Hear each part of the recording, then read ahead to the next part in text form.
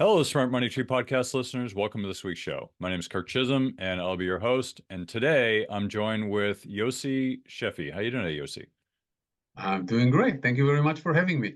Good. Well, glad to have Yossi on the show. Really been trying to get an expert on for quite some time, and it's really hard to find, oddly enough. But Yossi, maybe you could tell us a little bit about your background before we begin. I'm a professor of engineering system at a small technical school down the river from Harvard called MIT. And I run the Center for Transportation and Logistics at MIT, which is a large center, has its own degrees, has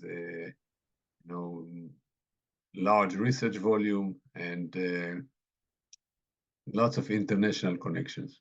So, and very large, by the way, online program with 1.2 million learners. So it's a big center. Nice. Nice. Well, we tried to get a guy on from Harvard, and he wouldn't come on. So thank you for your small donation to our show. Now I'm glad he didn't take me up on my offer. Well, Yossi, I really appreciate you coming on and because we've been talking about this the last few years with COVID. I mean, COVID changed everything, and of course, things were changing before that, but it really kind of threw a wrench into the global supply chain. So, can you maybe kind of walk us through maybe that change that happened and talk us through kind Sure. of what you've seen and kind of what's happened since? Well, first of all, it was probably the biggest disruption to supply chain short of World War.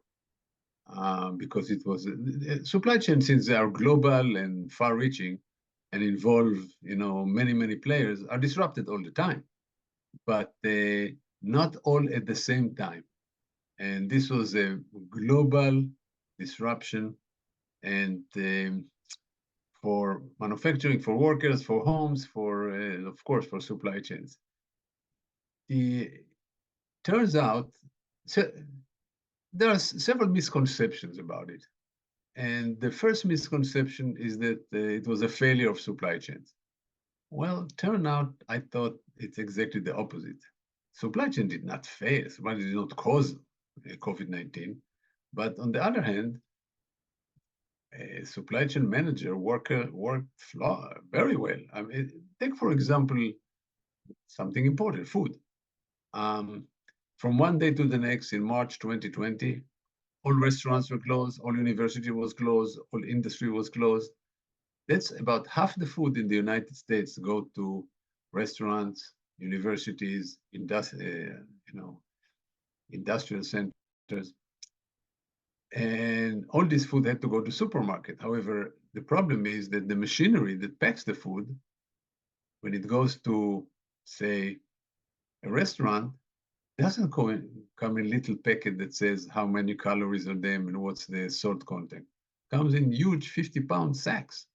And there's no machinery that will bag it and in the right place, and there are no transportation contracts that will make sure it will get there. Lots of problems, yet nobody went hungry. And yeah, sometimes there was a cut of meat that was not available for 1 week. The problem is, as in everything else, the media catastrophized everything.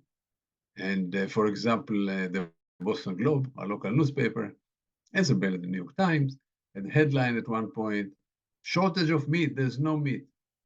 I actually called the reporter, I know the reporter, and I said, do you realize what you're talking about? Do you even know that the United States is the fourth biggest exporter of meat in the world? We have more meat than we need. Yes, it's because some slaughterhouse was closed. So for a week, 10 days, we didn't have certain cuts, but we had other cuts. So it's not that there was shortage of meat, really. Let's get a grip. And so there was a lot of, catastrophizing, as we all know. We just talked about the snow in Boston that did not materialize today. So the same phenomena. Fear and alarm generate clicks and generate media interest, and media is in business, of course, so they try to get it. Now, serious people did understand that there was one big shortage was the personal protective equipment, PPEs. But this was a government, mistake, because we used to have big stockpile of PPEs. Started in Clinton administration, built more during the Bush administration, was basically run down during the Obama administration, and got to almost nothing during the Trump administration. So we got caught.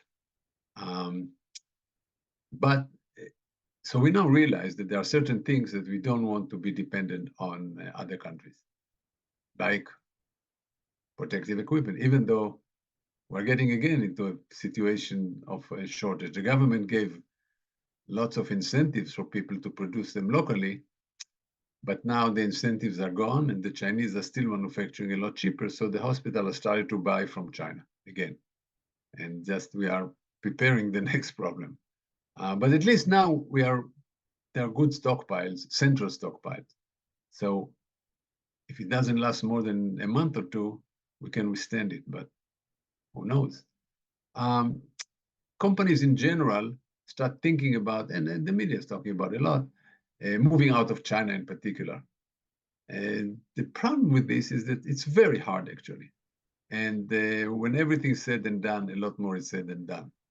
It's companies invested billions of dollars in decades in creating a whole supply chain in China. Manufacturing, supplier, their sub-supplier, all the way down to the mine. And there are certain elements, certain materials that you can find only in China, not because they exist only in China. For example, rare earth minerals, which are used to advance electronic vehicles and all other stuff with advanced materials. The US has a bigger store, larger amount of rare earth mineral in the ground. It's just that for environmental reasons, we don't mine them. It's hard to mine them. So China does not have restrictions, and they do mine them. So they control them. There are many aluminum. There are many cases, many material that China controls. It's very hard, as we see in electric vehicles, that now China, BYD, the Chinese company, just surpassed Tesla selling electric vehicles. And there are many Chinese companies that sell very good electric vehicles because they have all the material needed to do it. And American and European companies are just not competitive. So a lot of it started with COVID. The fact that people start to be aware, but there are many, many hurdles to start manufacturing locally or even in friendly countries. So this is going very slowly. And when companies are moving out of China, they mostly move to Vietnam or Indonesia. They don't move to United States or Canada or, France or Germany. So yes, there was a big impact in recognition that the supply chain are built for speed and efficiency and not for resilience. But it is very hard to build them for resilience because companies who does it are becoming less competitive because they keep large inventory, they use a lot of suppliers when they don't need to. So it's very difficult to change mode of operation completely and procure stuff from other country, from more friendly country, locally. Just it will take a lot more, if at all. My guess, it will take relaxation of some regulation if we ever can do it. And I'd like to drink clean water and breathe clean air just like the next guy, but we have to realize, do we want China to control a lot of the stuff that we need and relax some of the environmental regulation, understanding, by the way, that where we mine here in the United States or in Europe, it's done much more responsibly than what is done in China. So in terms of global impact, we still get to a better place. Not 100%, but we'll get to a better place. So unfortunately, politicians don't think in these terms, so I'm not hopeful. So what do you think about, if I'm just kind of thinking out loud here. I mean, one of the challenges that I think the Trump administration had started, and it may have started before that, but around he emphasized, let's just put it that way, of us kind of disconnecting from China in different ways. We had a good few decade run of globalization, which started to reverse. And I know at the time there were a lot of concerns about the growing threat of China and them having such a large impact on uh, I guess, our consumption on goods were coming from China. And I know that there's been some, what do you want to call it? Not deglobalization, but reglobalization, or how people call it different things. As you alluded to with Vietnam, how do you see that progressing? Because I know, I mean, the last 4 years, certainly there have been more mud throwing between us and China. So, how do you Yes. see that progressing in the future? Where do you see that going ultimately? Interestingly, while there's been, as you say, and you're correct, a lot more mud throwing between us and China, we're still continue increasing the amount of stuff that we buy from China as we are throwing mud at each other. So we're kind of locked in relationship. They have to sell to us in order to keep their economy going. And the stuff is cheap, so we keep buying it. So it's kind of locked into an unhealthy embrace. But it is what it is. It's hard to get out of it. I unless something very big happen, like China invade Taiwan, something on this magnitude, I don't see completely cutting off the relationship. You see, we did cut off the relationship with Russia. Now it's not a big deal. We were not buying from Russia a lot, and Russia was not a huge market. China is a huge market for us. Let's not forget it. China is the second largest economy in the world, and it's a big market for a lot of American goods, a lot of agriculture. So disconnecting with China, it's a, I just don't see it. I see on the margin, and let me also add one more thing. When we see people moving, let's say, to Vietnam or Indonesia, even Mexico, uh, they mostly move the last stage of production, so the final assembly. But supply chain has supplier and their supplier and their supplier and their supplier going all the way back to the mine or to the field if it's an agricultural product. This is still in China, so it's very hard to get out of it. And by the way, Chinese suppliers are getting better all the time. They are now innovating, as we see with electric vehicles. There's a slew of electric vehicles that are coming to market that are actually surprisingly good, because 5, 6 years ago, they were not that good. Very quickly, they hired good people from leading mostly European companies, from Audi, from Mercedes, and they got their act together.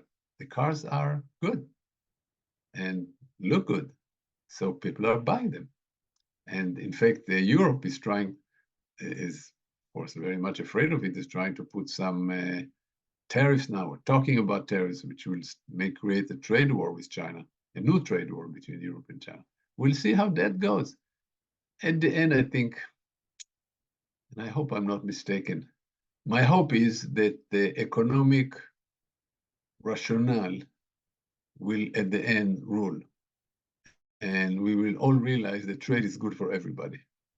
So I hope the current mudslinging will not stop, because it seems like the only thing that they unify Republicans and Democrats on the Hill is the hating China, or unifying against China. It's the only thing that can get bipartisan support. So for different reasons, hawkish sentiment on the right and protection of workers on the left. But at the end, everybody loses. When Trump, you mentioned, put the tariffs on European, Chinese, Canadian goods, it's the U.S. consumer who's paying. The idea that every economist will tell you that at the end the consumer pays for everything. So I hope who knows, because there are geopolitical consideration, and it's, as we see now with the Red Sea and the Suez Canal, something is it, it does affect shipping right now. So this is something that was not foreseen. Yeah, so talk a little bit about that because that's obviously new with what's going on in the Middle East right now, and Yeah. it doesn't seem to be abating, at least in the near term. So how is that No, going to impact the inflation and the supply chain and what's going well, on there? at the end, it's uncomfortable for a short period. And the best thing to look at is prices. Uh, Shipping prices has been going up, but they are now stabilizing and even starting to go down. What happens is the following. The ships cannot go through the Suez Canal, so many of them go around Africa. So a trip that used to take between 3 and 4 weeks now became between 4 and 6 weeks, which means that basically, and by the way, at the same time, unfortunately, the Panama Canal, the water level at the Panama Canal is at the all-time low, which means that it cannot, the number of ships that can go to the canal per day, every day, is about only 60% of what it was, let's say, 2 years ago. And the ships cannot be fully loaded because they'll hit bottom. So you have two very important waterways that are with significantly reduced capacity. So you basically, what happens, you're taking capacity out of the market because while the number of ships is the same, and we'll come back to this point, if the ship trips take longer, then there's less trips available. So there's less capacity in the market. The one thing that is kind of interesting is coming back to COVID. During COVID, shipping rates were enormous. There was a huge increase in shipping. And give you an idea, usually to get a container from, let's say, Shanghai to LA or Shanghai to Rotterdam used to be $2,000-3,000. At one point it was $15,000 to $20,000. And so what do people do? They start building ships. Guess what? It takes about 2 years to build ships. Now all these ships are coming to the market. So we will have less problem than we thought with the closure of the, even with these two problems, the Suez Canal and the Panama Canal, it's not going to be bad because we have all this new capacity coming onto the market again because of COVID. Yeah. Yeah, no, it's interesting. I hadn't heard the second knock-on effect to that, and now we have more ships. Because I've noticed that the shipping rates started to spike in the last few weeks with what's going on in the Middle East. Um, I am curious though. But they're coming down now. They're Yeah, starting to come down. interesting. Yeah, I mean, I am curious though, because a lot of what, as you mentioned earlier, the supply chain. We talked about a lot in the show and how the prices were skyrocketing. We had a bit of a bullwhip effect where Oh, if you look at like lumber prices, they went up, then they went all the way down, then they went up even higher and then down. And so this bullwhip effect that happened in housing because it was a high demand, but but it did work. It just got more expensive. So I think the question I have for you though is, given all that's happened, and it's great to see that we did get our food, right? And I was kind of shocked. I heard these warnings of there won't be food in cities and things like that. And it was relatively resilient, a lot better than I would have thought. yeah. But where do you see things going now? Because even though, I mean, there's so many different factors that are pushing on inflation and causing inflation to stay higher than it was. Um, Yes. so where do you see things going? Because there's a lot of new technology and AI, and like, what does the future look like? Are we going to have more of the same? Or is inflation going to remain high, or what do you see? It's very hard to predict, as Niels Bohr said, especially the future. So, so it's there's so many countervailing trends. Uh, on the one hand, inflation is driven to a large part by inflation expectations. If people expect inflation, they spend more and create inflation by doing so. So, and this is now happening. On the other hand, there's a chance that with AI and other technologies, there will be more unemployment or less employment. There's nothing that, let me also go back. One thing that kind of make inflation stick is the first that people get higher salaries. You cannot go back. Once a union negotiates higher salary, that's it. It stays. Stays for the next, length of the contract. It never goes down. Only goes up. So, and there was a big jump in salaries after at the end of the pandemic. Not only union, but the white collar workers. There was shortage of people, so company paid more for people to stay. And you don't take salaries back. You just, so what happens is, right now we start seeing some people layoff, redundancies. It's still very incremental, very on the margin, you know.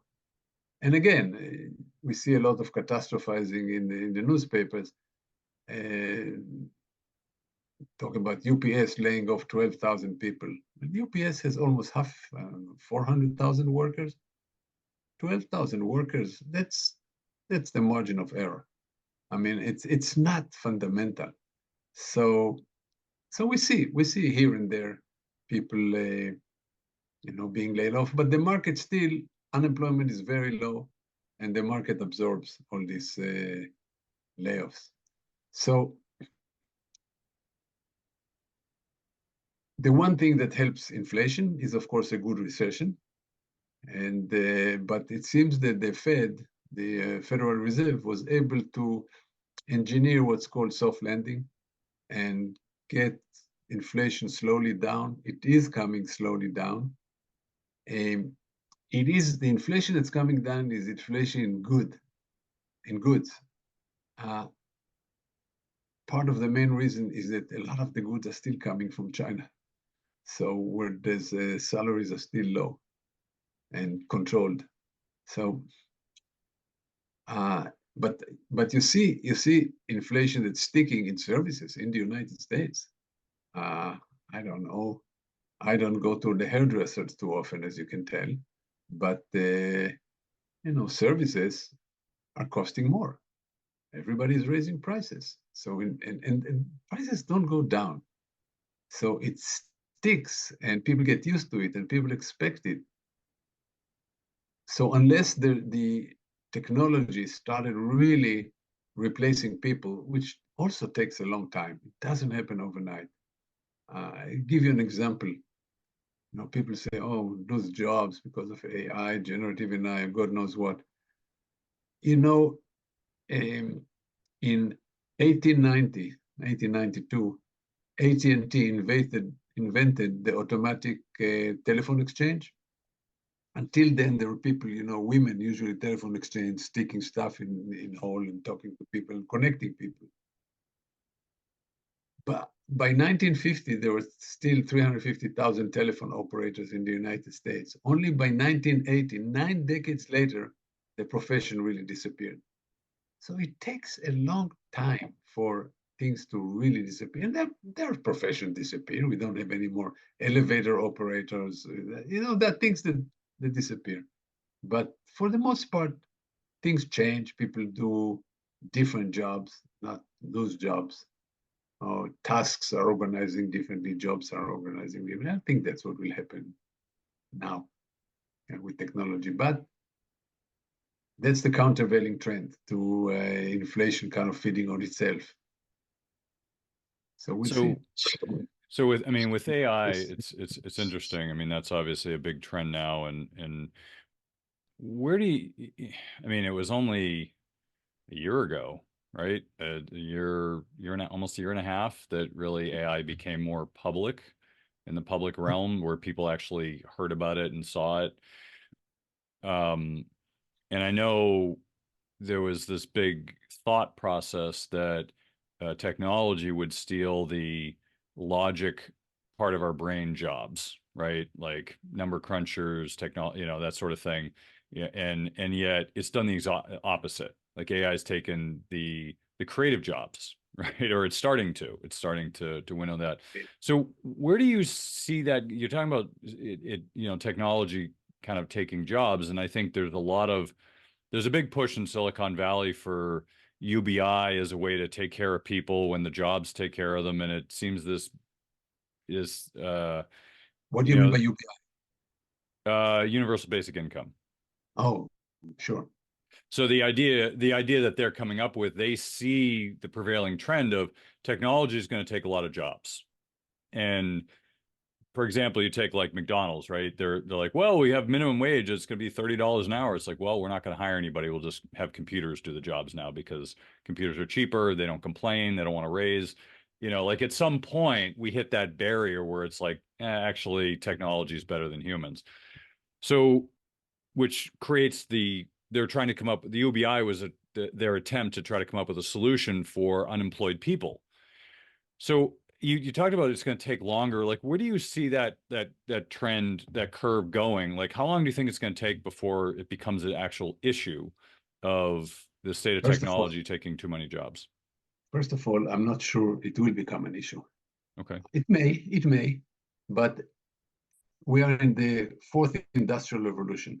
Every industrial revolution, people were petrified the jobs are going to go away, starting from the 1750 to 1800 with the steel mill in England, when the Luddites were attacking them, breaking the machinery because the government was attacking them, starting with Ford when a group of, instead of a group of, high-level professional building a car together, it moved to the assembly line, and jobs became a lot simpler, and salary went down, and so it was people were afraid that there was violence, and people got killed. It happens with every industrial revolution. What happens though, however, what people don't see, and the reason that there is this anxiety, which understood, is because everybody can see the jobs that are going to be lost. You go to the supermarket, you see people doing the checkout themselves. You go, so less checkers. You have ATMs, so less bank tellers. What you don't see is the new jobs that are going to be created, new industries, new jobs that are going to be created, because they've not been created yet. So you don't know what they are. So that's the first order of business. Second, it's not always what one thinks. Take, for example, ATMs. ATMs started in the late 70s, in the middle 70s. And they caught on, and people say, okay, tellers will be gone. There are twice as many tellers now as they were then. Why? Because it became cheap to open a bank branch. And I don't know, you walk into any main street in the United States, and every second storefront is a bank, because it became so cheap to open a bank. But it needs some people. So the total number of tellers actually went up. Another example, we talked about Ford. Ford, when he moved to making cars one by one to making them on the assembly line, the number of workers on Ford grew from several thousands, from 10,000 to about 150,000 at the height of the Model T. But this was not the main effect. The main effect was that cars became a lot less expensive, and people started driving everywhere. The United States built freeways, highways, hotels, motels, restaurants. A whole hospitality industry developed with millions of jobs. Now, Ford did not start the assembly line in order to create a hospitality industry. He started assembly line in order to build cars. But you see, effect that they didn't think of. It takes a while, and they didn't think about it, but it took place. So it's very hard to understand what will happen. I'm not sure that the basic income is a solution, because there's nothing that will get more inflation than basic income, because this $1,000 that people think giving everybody will be worth nothing in a very short while, because money will lose its value. So if you don't have to work for it, it will lose its value. So I don't think this is a good solution. One of the solutions, and it's not a total solution, I wrote actually a blog about the fact that the unions, especially after the UPS got a very fat increase, and the auto companies got very fat increase in salary.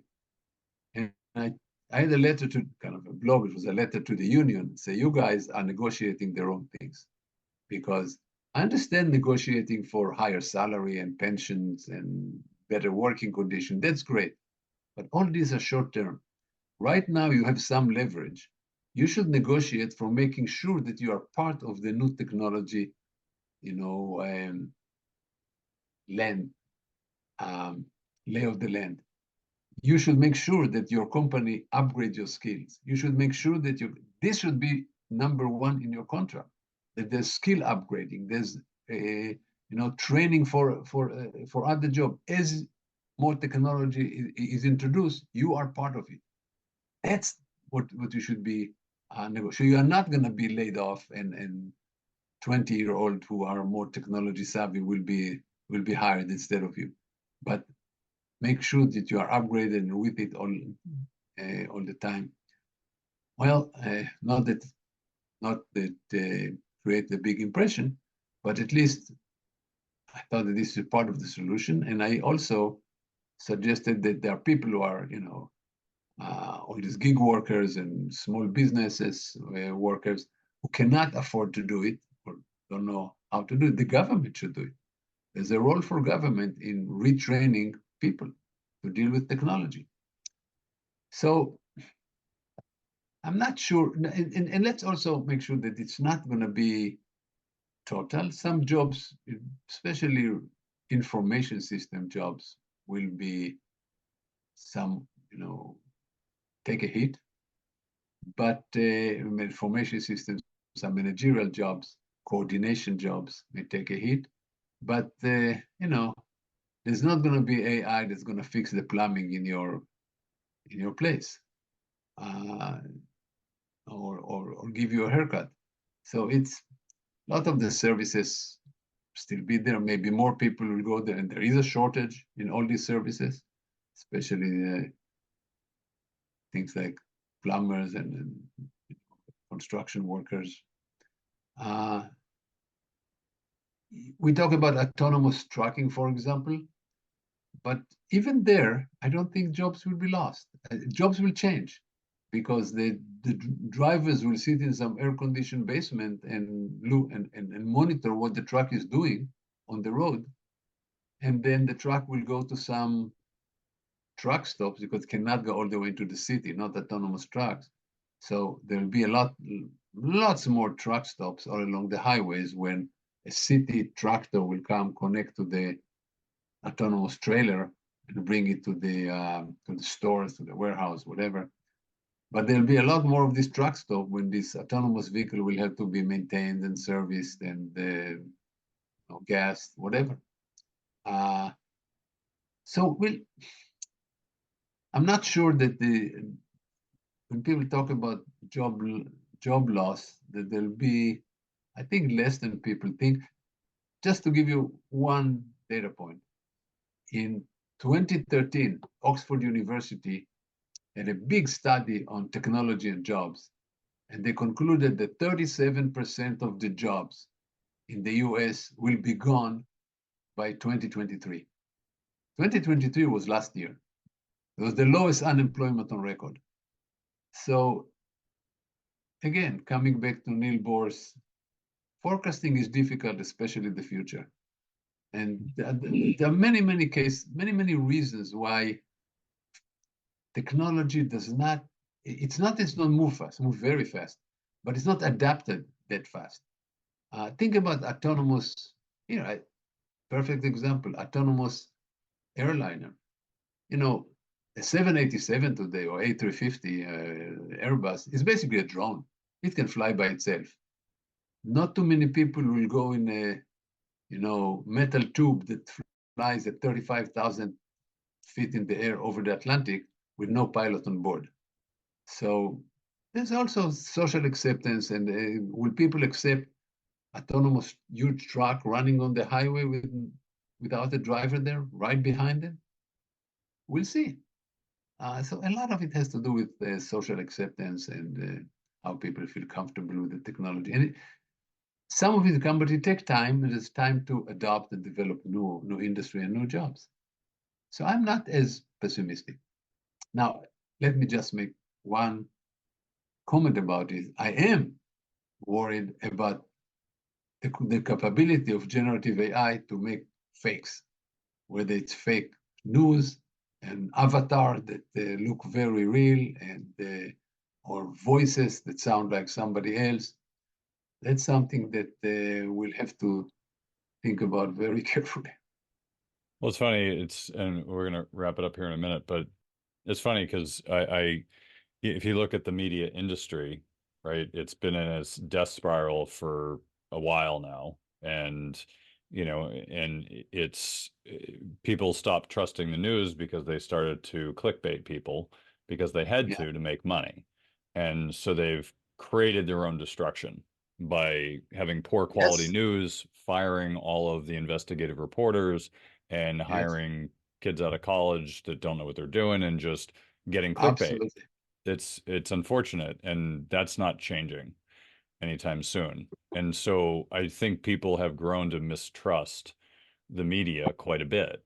And AI is certainly going to continue that if, like you said, the deep fakes, which have gotten really realistic. I mean, so much so that Yes. if you didn't know, I mean, even if you did know, you still couldn't see why it's wrong. It's crazy. Yeah.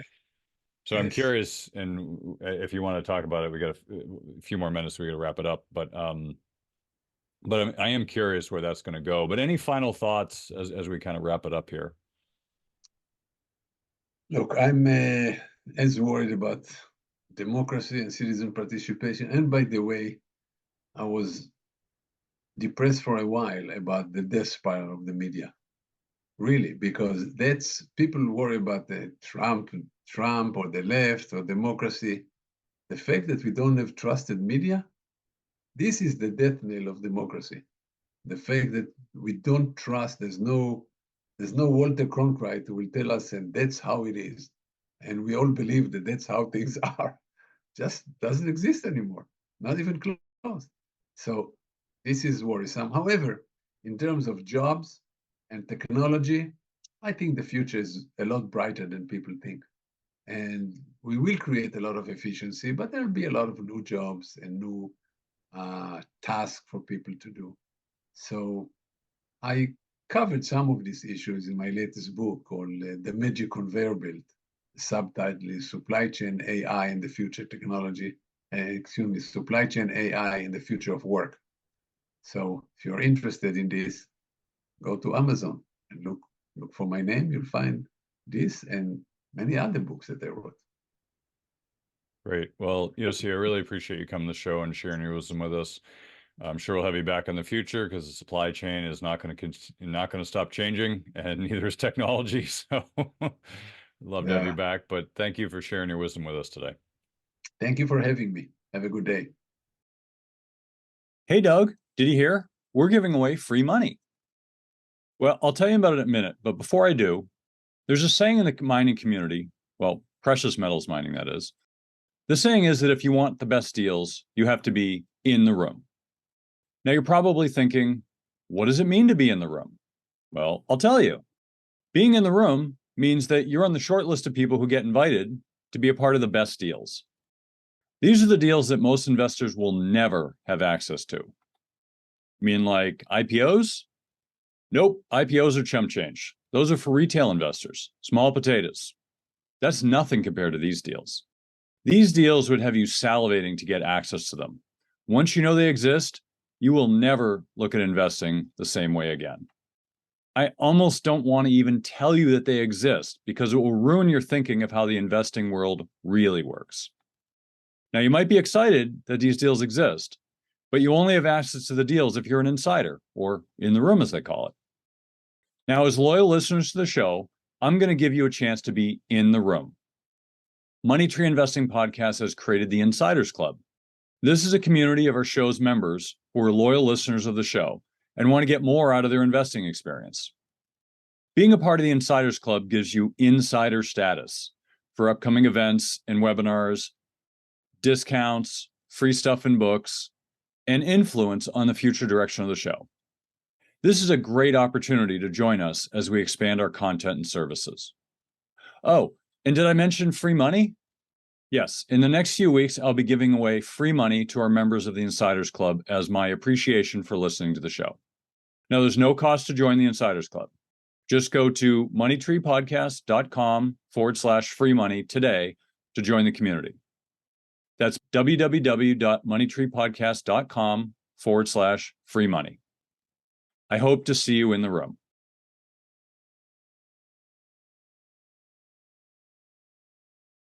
All right. Well, that was a great interview with Yossi. Really appreciate him coming to the show and sharing his wisdom with us. Now we're into the panel portion of the show where we have our very own Barb Friedberg. Hey, Barb. Hi, Kirk. Hi, Doug. Happy to be here. Great to see you here. And we also have our own Doug Heagren. Hey, Doug.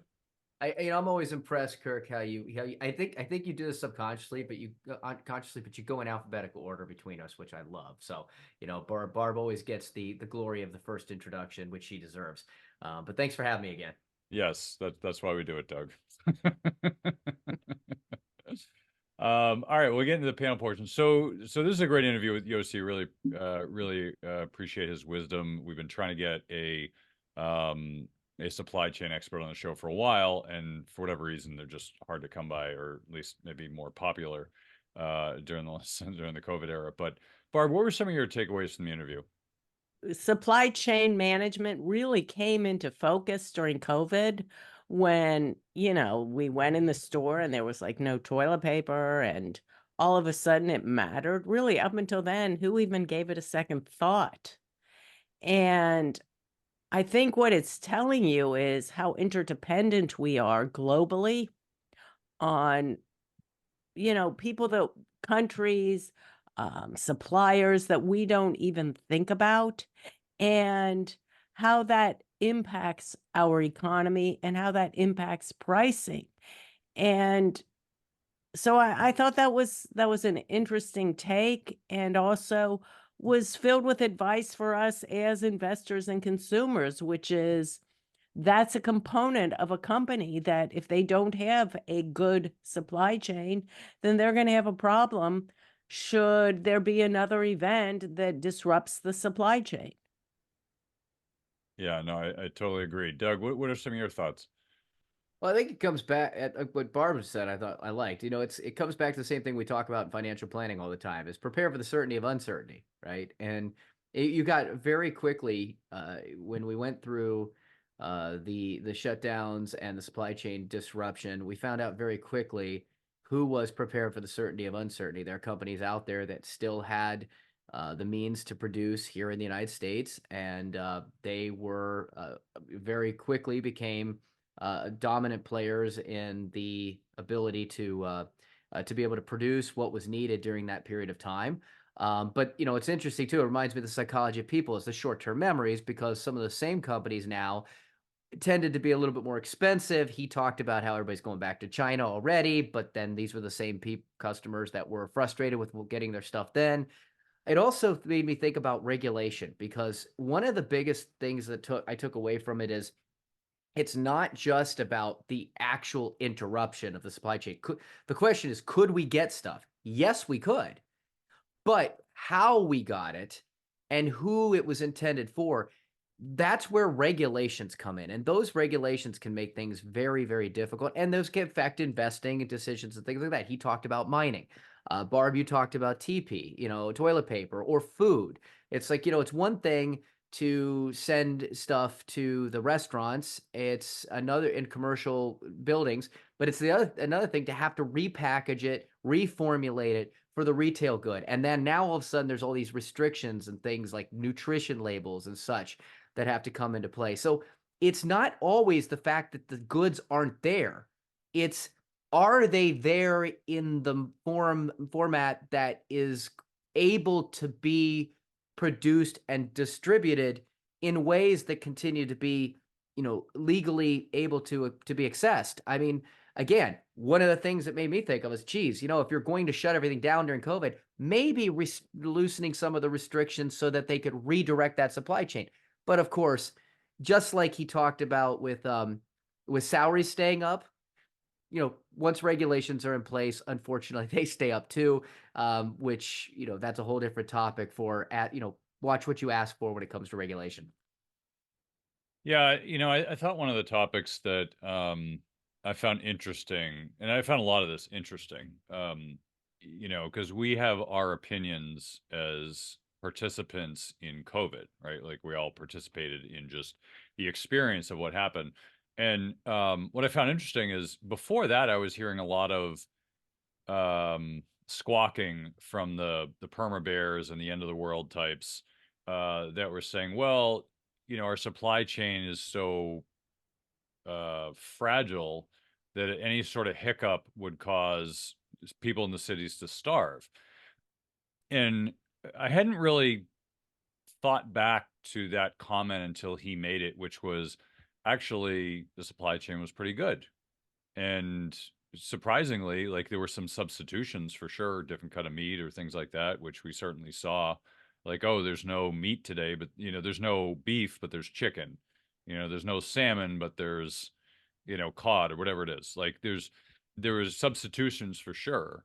But we really didn't run out of much, which I thought was, I hadn't stopped to think about it. I'm like, yeah, our supply chain's probably pretty strong. Like, what was your experience during COVID, Barb? Like, did you like just want to get some different perspectives, because that I found to be really fascinating. Well, what we started doing was building up a stockpile, not hoarding, because I felt like that was really un-American. But we have in our garage a stockpile of canned goods, of toilet paper, of masks, of hand wash, hand sanitizers, and everything that you would need for an emergency. And that's just good planning, I think. And case in point, we had horrendous rains last week. We lost our electricity for a day, which is, not horrible. We're in California. It's not like we froze or anything. And we lost our internet for 2 days, which again was disruptive, but not catastrophic. But it's a reminder, not only in investing, but in life planning itself, you have to take some measure to control for the unexpected. You do what you can do, and you can't control for everything. And I liked what you mentioned, Doug, about the recency bias, which is a behavioral finance concept that we remember the most recent thing that happened, and we think that's going to play out in the future.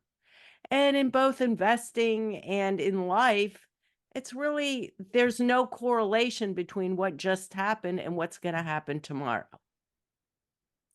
So to sum it up, I think you've got a plan. You've got a plan for your investing. You've got a plan for the uncertainty in your lifestyle. If you've got kids, you've got to have a meeting place if there's a fire or whatever. And then you go about your life. You cannot live fearful. And that also ties into the AI. You can't live fearful that, oh my God, AI is going to take all the jobs. Well, jobs are always shifting. I'm a big fan of old Westerns. And I always go back to, the blacksmith and the stable boy or person, or the old general store owner in the old Western towns. Well, those people are not around too much anymore. But look, we've got Walmart, we've got cars. So we've advanced to another iteration of our lifestyles. Yeah, no, that's great. Doug, what about you? What are some of your experiences? Yeah. Well, by the way, Barb, you brought up COVID hoarding and season 11, 2021, Curb Your Enthusiasm with Larry David is an excellent episode where they discover that Albert Brooks is a COVID hoarder. So again, if you want a little bit of humor and you're into Seinfeld, Larry David, Curb Your Enthusiasm. I'd recommend going out and check it. I think I saw that one actually. It was pretty funny. Yeah, it's totally tangent there, but on that one, but it is an entertaining episode, tied to completely different backstory of the series. So my experience, well, it's interesting. So the complaint that things were broken, that we couldn't get stuff, and you mentioned some alternatives. Well, first of all, and listen, I'll probably offend people listening to this, but I'm a hunter, so guess what? Meat wasn't an issue for us because we've got venison in the fridge, and we've got other items that we've kept. And now here's the thing on that: not everybody's going to be, but it does bring up a little bit of a segue there to just think about Americans' ability or lack thereof to create self-sufficiency and the reliance on a system, right? And so I think from a piece of an aspect there, whether you're hunting or not, growing, if you can, growing more of your food. If you're in an urban area, a lot of urban areas have public gardens, urban gardens that you can grow stuff. So getting into that and kind of supplying, we worked, we do go out and collect things, we dry things, we do stuff. So you've got canning, I've got stuff, we've got canned stuff, we've got stuff that we've, harvested ourselves and stored. But even when it comes to the everyday normal American lifestyle of going out and shopping, I mean, it was really the creation, although it already existed, of the delivery services, right? So all of a sudden, people were home, but and it caused that supply chain shift of restaurants. You couldn't eat there, but now they shifted their business model to getting into more delivery, which has sustained since then. And people were still able to get food. Delivery services were supplying stuff left and right. So it wasn't like the restaurants and the food industry couldn't get them. And by the way, on those menus, I did see beef. I did see chicken. You go into the grocery stores and maybe they didn't have your traditional cuts. And this is also a behavioral finance or a behavioral psychological thing, is that people are always looking for a reason not to change. Okay. And if they have any excuse not to change, they're not going to, because it's a comfort zone. Well, guess what? People that like, say, beef, I'll use to say on that topic, they go in and they want their filet mignon. They want their ribeye. They want their classic cuts. There's other cuts out there that I would see sitting there in the case that people were touching. It's like, why? Because it was a different cut of meat off of a different part. It's like, so people could adjust. Maybe the cut you didn't want, that you wanted, wasn't there, but there are other things. Sanitizer. People were, I just saw left and right. Oh, I can't get sanitizer. They're all out of it. Well, I called up the liquor store. They were fully supplied with Everclear, which is 98% pure ethanol. Guess what? Bought a bottle of that, took it home. There you go. Had some spray for my hands. It was available. It was just available in a different form. And that supply chain continued. So maybe they couldn't use isopropyl based products, but ethanol was, heck, during COVID, people were drinking. Ethanol was plenty available, and they were continuing to produce that left and right. So I think, the key here is that Americans are spoiled, pure and simple. Okay. We have things extremely easy, to the point in which I think the majority of America doesn't understand what it would really be like to be in this situation all the time, which a lot of places in the world, although the middle class is improving, that is what it's like to live. It is not just having everything at your fingertips. So was there a disruption? Absolutely. Did it make things less comfortable? Absolutely. And if you're used to this level of comfort, it doesn't take much of a notch down to completely throw you off psychologically. But I also think it's a great conversation point to bring people back to perspective a little bit, as to not only preparing for the certainty of uncertainty, but also really taking a moment to appreciate what we have here. Because even with all that was going on, it really, really wasn't disrupted as much as many people feel, and certainly as much as the media presented. Yeah, and just to be clear, when Doug went out and bought Everclear, he also used it on his hands. It's great in a watermelon. Yeah, I did want to talk a little bit about this because, I remember back in the Cold War days, or talking to my dad, he had this book he talked about, like, strategic resources. And I thought it was fascinating because I remember in high school we were doing a paper, and I did it on strategic resources. And it was interesting because back then it was like, all right, what are all the strategic resources we need as a country? And we're competing against Russia, right? So like they're looking for the same stuff. And right now we have a similar, I guess you could call it a Cold War, although some people would argue it's a little more hot with China, where people I've spoken to said it's actually very active. It's just not with bullets. So the war going on is a little more under the surface that we don't see. But what I find interesting in the supply chain is there's so many goods that come out of China because, like, take lithium, for instance. The reason that we don't mine lithium is because it's so poisonous and dangerous, and we don't want to mine it here. So we're like, yeah, sure, China, we'll put it in your country, like, because we don't care what happens in your country. And so it just kind of brings in this aspect of what is the supply chain going to look like in the next 10 to 20 years with all the conflict going on, with all the, I mean, China is looking to continue to grow and grow their dominance and their influence, and they don't look at the world like we do or the UK did. We look at the world, they look at the world as we're just going to keep growing, and we're going to do it in our own way. And so I find that I'm very curious as to what's going to happen there. But, certainly with the Middle East conflict, and we've got I forgot to ask Yossi about the Panama Canal, why the water level's so low. But you'd think it would be higher in many ways. But when it comes to things like regulations and whatnot, and inflation, like, Barb, where do you see this going in the next 5 years? I mean, inflation's picking up. Like, there's a lot of factors here going on. I really like to talk about inflation because we had really 2 decades of negligible inflation, and people that are probably under 30, even under 40, thought, well, this is how it always is. Now we're at a very moderate level of inflation.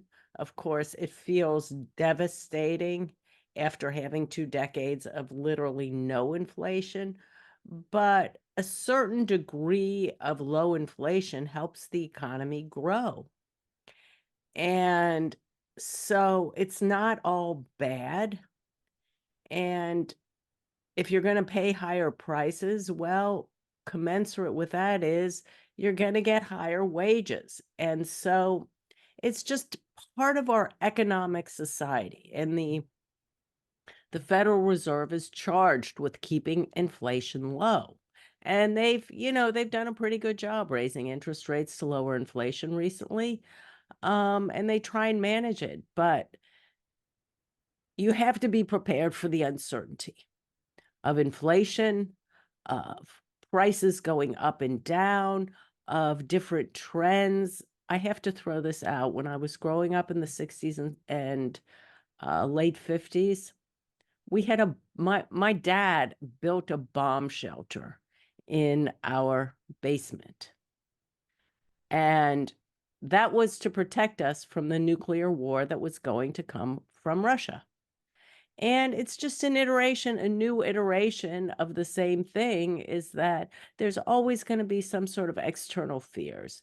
There's always going to be economic situations that will influence both the stock market, both our cost of living, and our lifestyle in general. And Doug, I liked what you said, which is we're all so spoiled.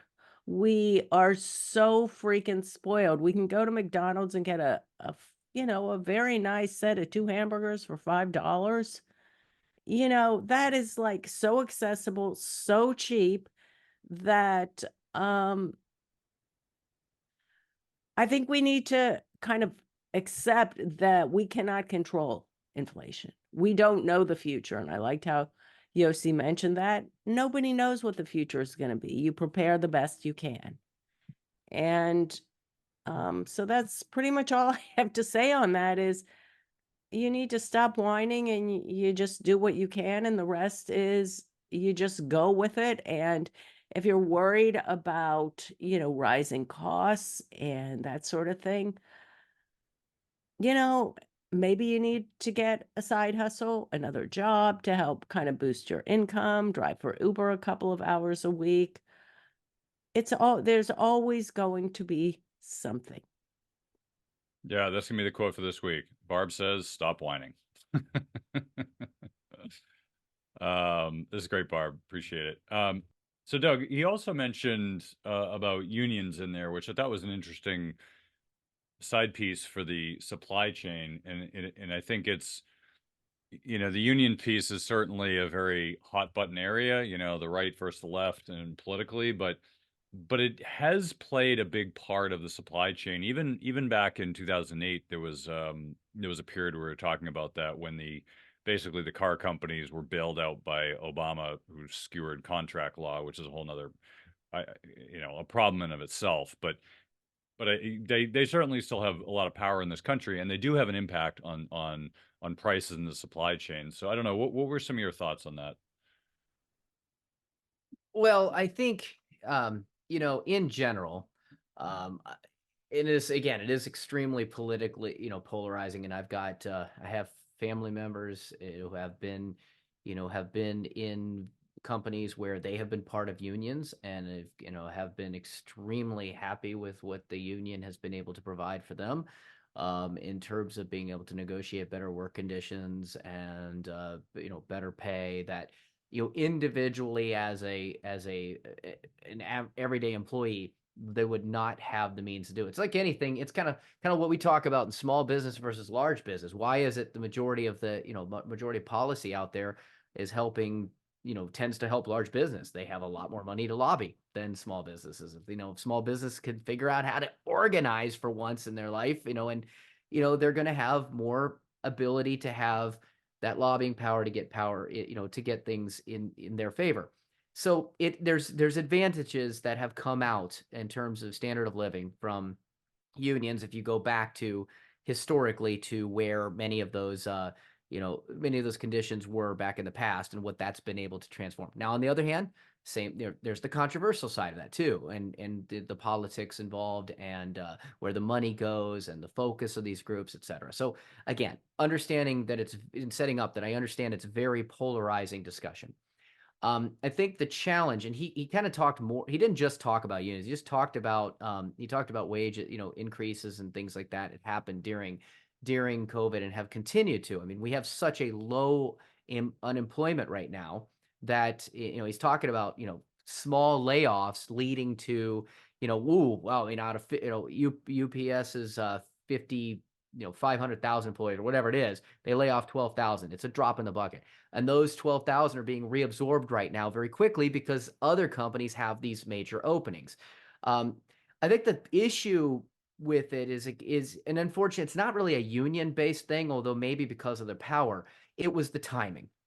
The timing of, and again, it's a supply and demand thing. So all of a sudden you have these, let's face it, during COVID, you were either not working or you were considered a necessary, what was the term for it? I'm blanking out right now, but a necessary job, right? So, and the working conditions underneath a lot of those jobs became extremely stressful. And so, now all of a sudden you have this, you have unhappiness, but you also have a supply and demand issue because we need those workers, right? And at that moment, that supply and demand issue started to shift, and we started to see a shift in income coming out of that. We started to see maybe not, again, on one side, maybe a positive thing. Now's an opportunity because of that supply and demand, low supply, high demand, income economically tends to raise on that. But the timing of it created some greater obstacles because right now, in the middle of that moment, when that supply chain was already disrupted, all of a sudden you did start to see an increase in worker strikes, which worker strikes tend to be union organized, right?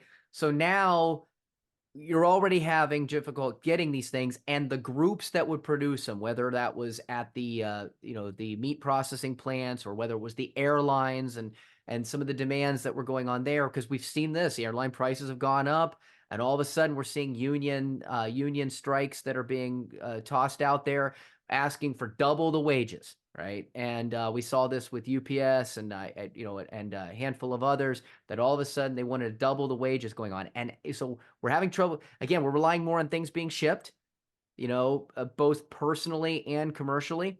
We're relying on shipping ourselves through the airlines. And all of a sudden, as things got more difficult, at that moment, it completely shut certain industries down as an opportunistic moment to try to equalize that supply versus demand and how that trickled down to income. Okay.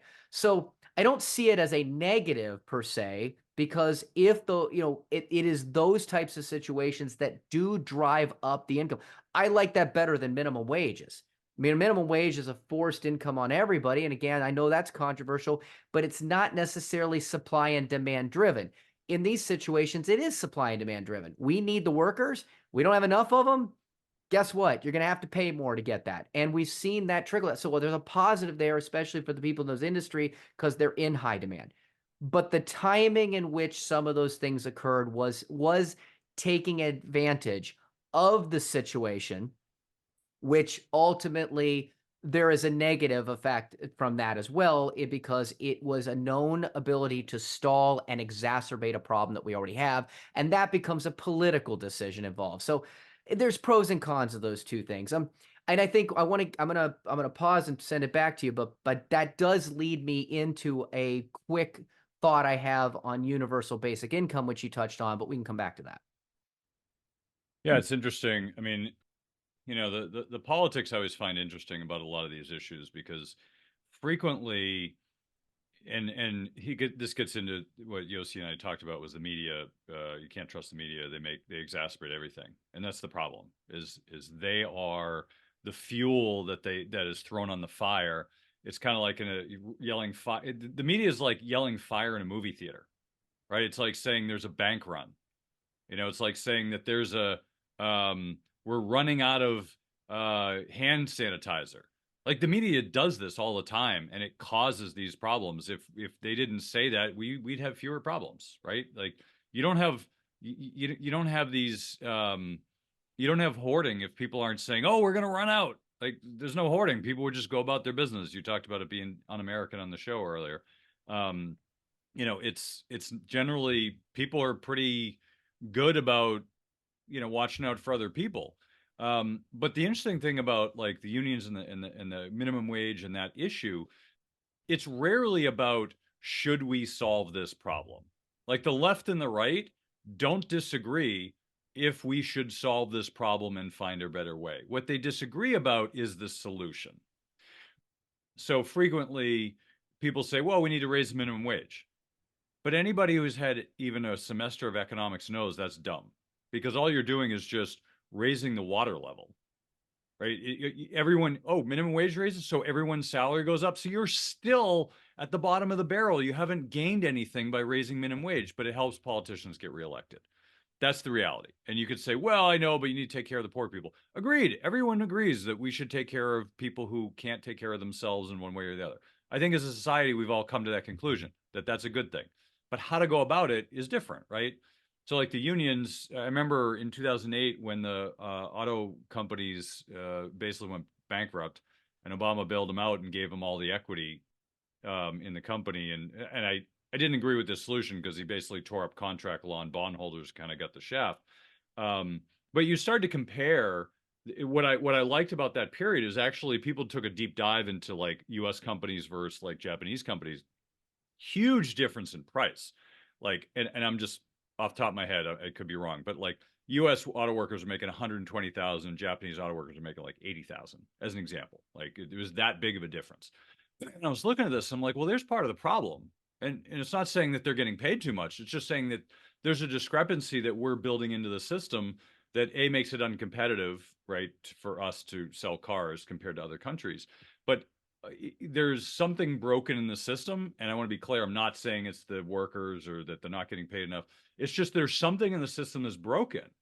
and it's not being alleviated. Now, Yossi mentioned on the show, he's like, I thought it was a great idea. It's like you need to build in a regearing or a retraining of workers, because at some point some workers' skills are going to be irrelevant, like truckers, like long distance truckers. Like at some point that's going to be taken over by auto driving cars. At some point, we're not there yet, but at some point we can see that happening. So all of these skills need to be retooled, and people need to be retrained. It was one of my favorite quotes by John Kerry, which he's from Massachusetts, so I love John Kerry quotes because there's so many of them, and everyone's got a story about this clown.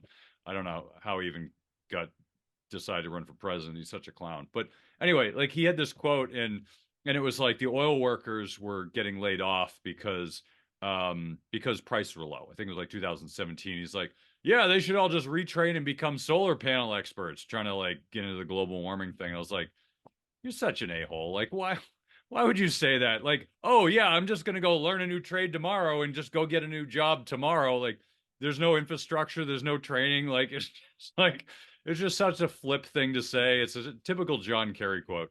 But it's an interesting dynamic. And I brought up UBI with Yossi because it's Silicon Valley keeps talking about this, and on the surface it seems like it would solve the problem, but if you take any further step along, it causes so many other problems. Like, we as human beings need to work. We need that gratification of work to be productive members of society.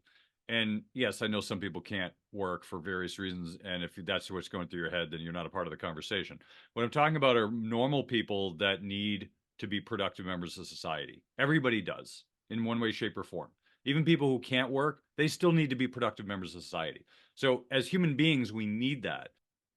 So when you talk about things like UBI, you're basically forcing people into welfare where they can't work or are not incentivized to work, and it creates other problems. So I liked Yossi's perspective about, we've always thought this since the Luddites, which I remember reading about that in economics. Is such a valuable story about the Luddites who were destroying, I think it was printing presses at the time, because they're worried about, losing their jobs. Like, it happens all the time through these revolutions in technology, and it will continue to happen. And, people just need to start thinking outside the box and saying, all right, how can I be a productive member of society in this next evolution? A number of my clients have had this conversation. They're talking about their kids. Like, what should my kids learn? Like, where technology is going, what should they learn? It's an open question. There's no easy answer, right? Yeah, they should get into finance and make millions of dollars for doing no productive work.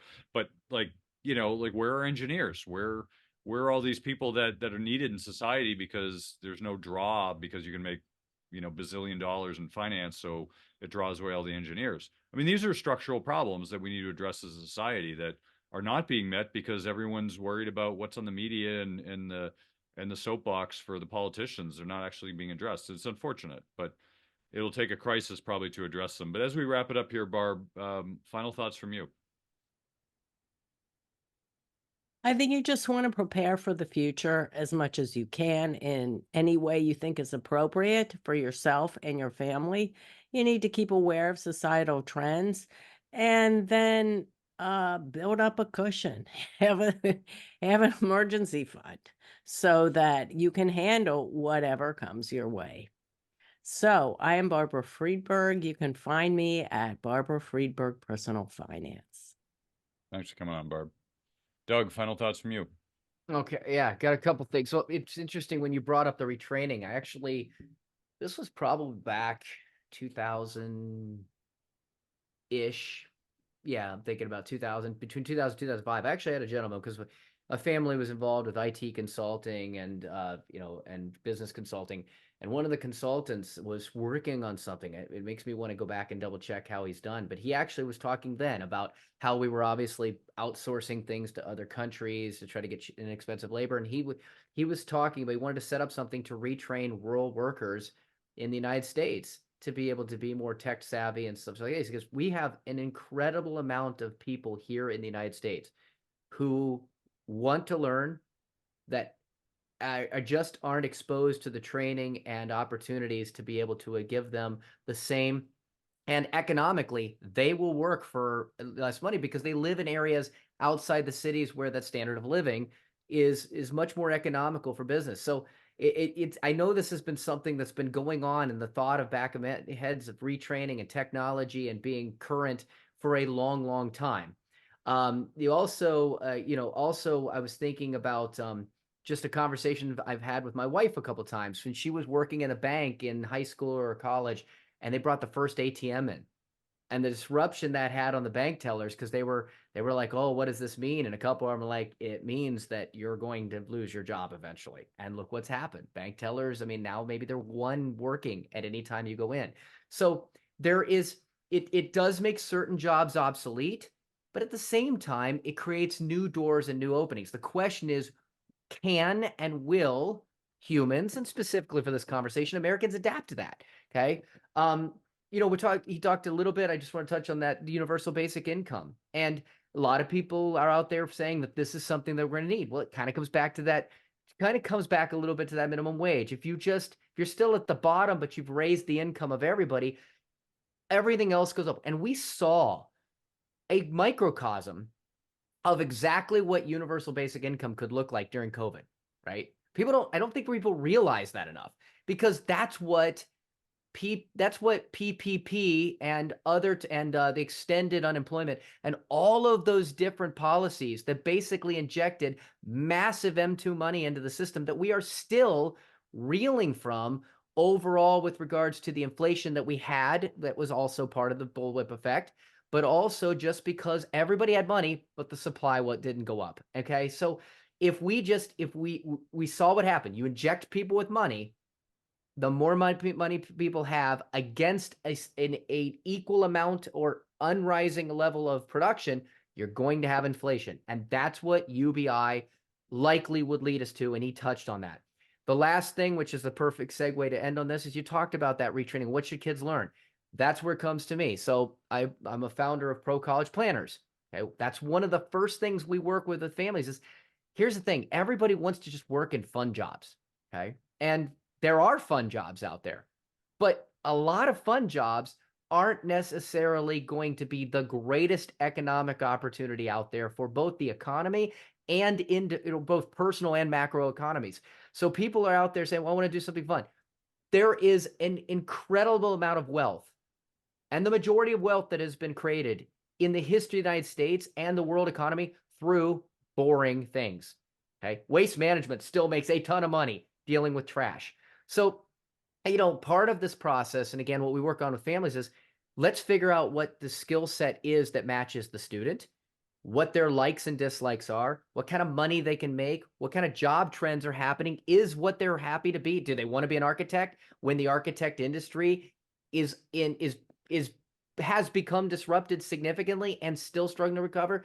These are the things that are really important if you're going to go and get educated, whether it's through a traditional college or tech school. It's important to understand what your skill sets are and learn those skill sets for where the trends may go in the future, not necessarily what's here now or what is being, phased out. So if you want to learn more on that, procollegeplanners.com. Great resource for you families out there that might be sitting there going, this college thing is overwhelming, and I don't know what my kid's going to do. The career part of it is one of the most critical things you need to be working on, and that's where counselors can help. Great. Well, thanks, Doug. I appreciate you and Barb coming on the show this week. That's the show for this week. Thank you again for joining us on Money Tree Investing Podcast. My name's Kirk Chisholm, Wealth Manager of Innovative Advisor Group. We don't just manage your wealth, we make your life better. You can find more about me at innovativewealth.com. And of course, you can find me every week here on this show. You can also check out our show at Money Tree Investing Podcast. On our website, you'll have access to the show notes, resources, and the archive shows. Please remember to subscribe on our YouTube channel for immediate access to the new shows when they're released. When you subscribe to the show, it allows us to get access to some of the top minds of investing in personal finance. While you're here, please leave a comment and question if you want us to address it on the show. Have a great week ahead, and remember, no one will care about your money like you do, so invest in your life.